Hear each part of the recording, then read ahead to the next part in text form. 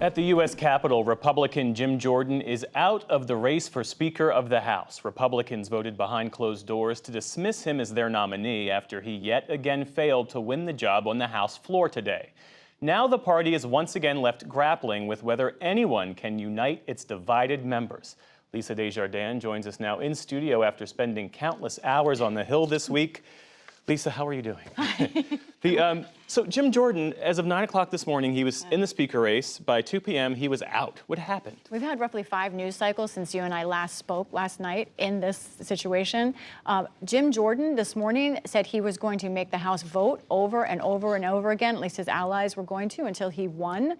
But on the very first vote, he lost momentum.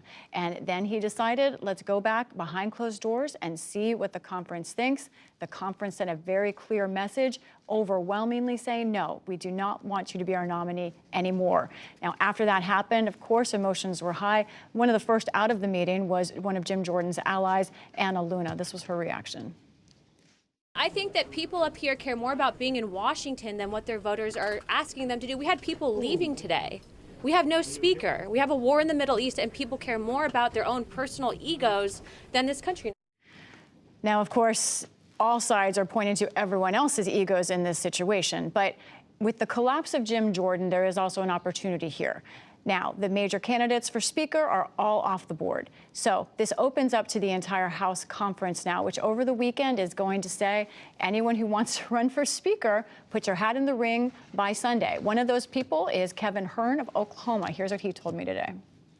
People want to be heard, they want to be valued, and I think that's what you're seeing right now. And there's a lot of historical relationships that some are not going to ever be able to work around, and I don't have those negatives out there.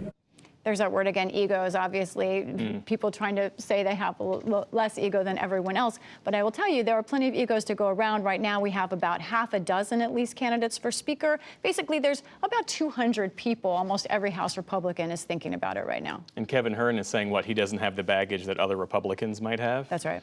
So what does Jim Jordan's quick rise and fall in this House Speaker race, what are Republicans saying about that? What does that signal, if anything? I think we realize that the fractures within the Republican Party go in many more directions than even we realize. There is kind of a break, not just between the Freedom Caucus kinds of conservatives, but sort of the Matt Gaetz types, those who will go against everyone at all costs. Then there are those who, Jim Jordan, who really have sort of a Trump and MAGA agenda as well. But, you know, I looked at the votes, and I think there was something to learn from them. Let's go over exactly what happened with Jim Jordan here. Now, on the House floor yesterday, he received 199 votes, all Republicans. Today, that went to 194 votes. But the secret ballot, an hour after that floor vote, Jeff, 86 votes from the same Republicans who had just given him 194 votes.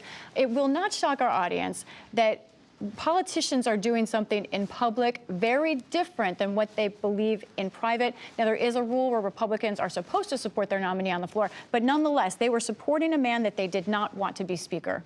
So what happens on Monday? Is that known? Well, we're going to have speeches from everyone who puts their name in the hat, and then the hope is for votes Tuesday. But it is, I don't have to say this, unclear if that is what will in fact happen. I'm hopeful. I'm hopeful that perhaps something will happen. One can hope. We know for sure you'll be covering it all, along with our great team there on the Hill. Lisa Desjardins, thanks so much. You're welcome.